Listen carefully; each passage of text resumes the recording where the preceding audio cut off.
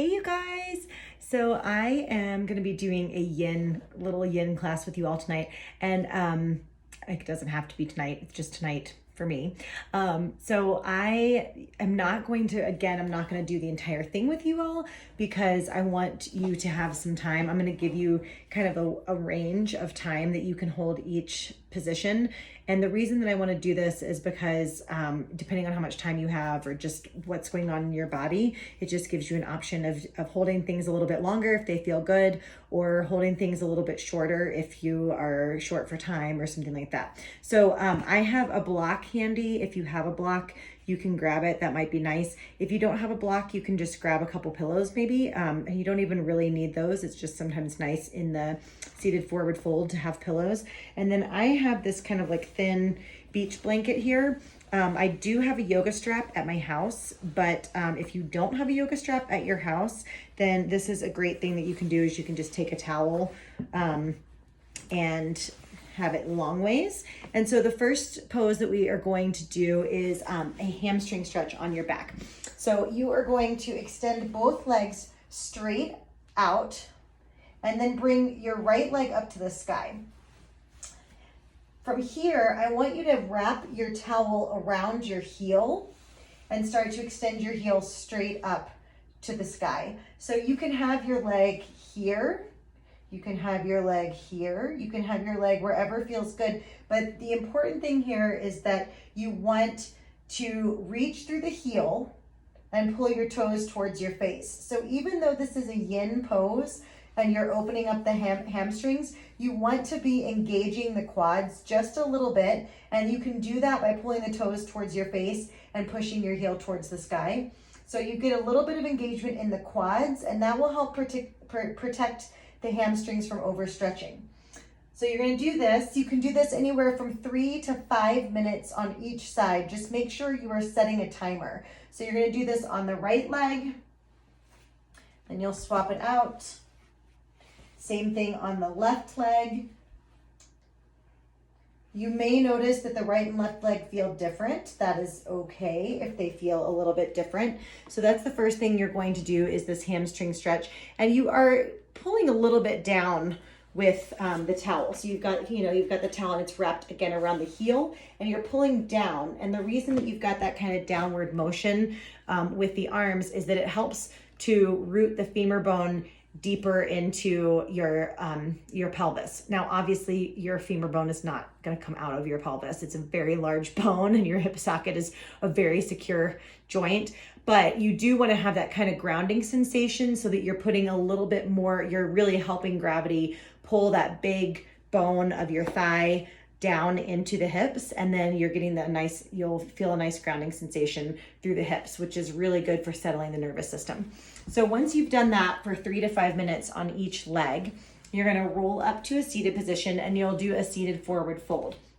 So again, I want you to, and you can use a block for this one. It may be nice to put a block kind of between your legs. Extend your legs long. You can bend your knees, but again, pulling the toes back towards you, pushing the heels away from you, fold over your thighs. Ooh, I'm feeling this one today, especially after that stupid HIIT class, those mountain things I did with you all yesterday. So you're here, and then you can rest your forehead on the block. You can rest it on a couple pillows. You can take the towel if you need a little bit extra lift, and you can fold from there. And you're allowing your spine to round. In a traditional yoga class, a lot of times we'll tell you to keep your spine long and flat, but in the yin class, you can be, in these yin postures, you can be a little bit rounded through the spine, and then focus on the breath. A lot of breath through the lower back. Again, this is one that you can do anywhere from 3 to 5 minutes, depending on how much time you have. And you may decide that you don't want to do it quite as long because you just had the hamstring opening on your back. Okay, so once you've done those two, and again, I have my little cheat sheet. You're going to flip onto your belly. Oh, this is one of my favorites. So you're going to flip onto your belly, and you'll extend I have my left arm out to the side. I'm going to take my right hand under my right shoulder, and I use my right hand. I push into the right hand, roll onto my left hip, Okay, so it's almost the same as if you were using the wall to get that pec thing. So if you did those mountains yesterday, then this might feel really nice after some of those push-ups that we did. So you're rolling onto your left hip. You notice my right leg is gonna come up and over, and my toes are just gonna touch the ground behind me. My right hand is in front of me for support, left ear to the mat.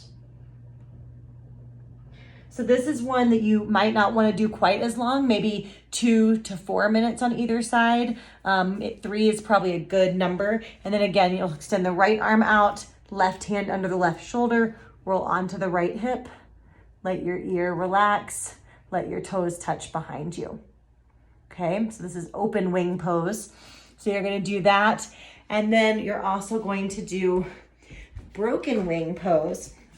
So you'll take your hand, kind of bring it behind you like this, and then roll down onto your back. So you can have your knees bent, or you can have your legs straight.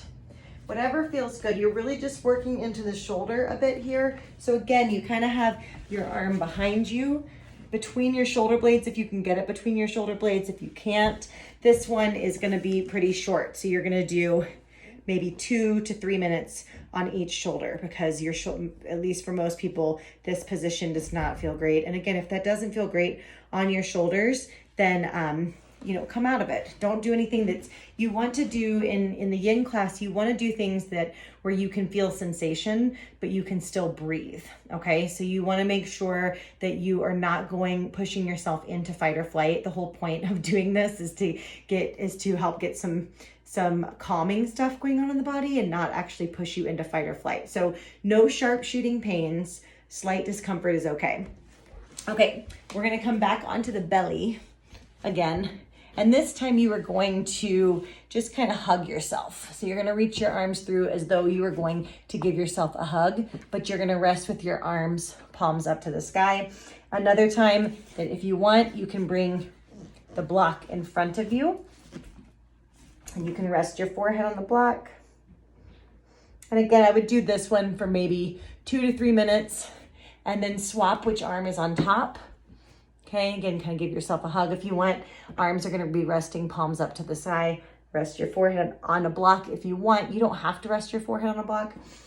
Okay, and then the final pose that we are going to do, actually we're gonna do 2 poses. So I'm gonna cue you into crocodile pose for a couple breaths. So you'll just place one hand on top of the other.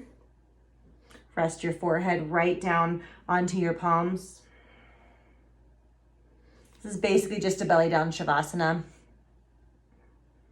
And then my favorite pose of all time, if you know me, and if you've ever taken a yoga class with me, or you've ever seen anything that I do, you know I love legs up the wall pose. So you can do this up against a wall. So I'm gonna scooch my mat. It's the official yoga term, scooch my mat up to the wall. I'm gonna get my booty as close to the wall as possible, and then actually put my legs straight up the wall. You can take your blanket. It feels really nice sometimes to kind of take your blanket and wrap it around your toes. Gives you this nice like snuggly feeling. Okay, so you're here, arms up down by your side, but palms up to the sky. If your feet start to fall asleep, you can bring the soles of your feet together and do this reclined butterfly pose at the wall with the knife edge pinky side of your foot up against the wall. But otherwise, legs up the wall pose is a great place to end.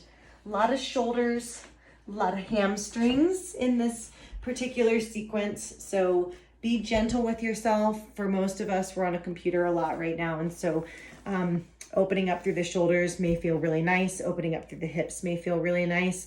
There's a couple other hip opening things in the yin class that you all are going to get tomorrow. It's already in, you can already get it in your workbook.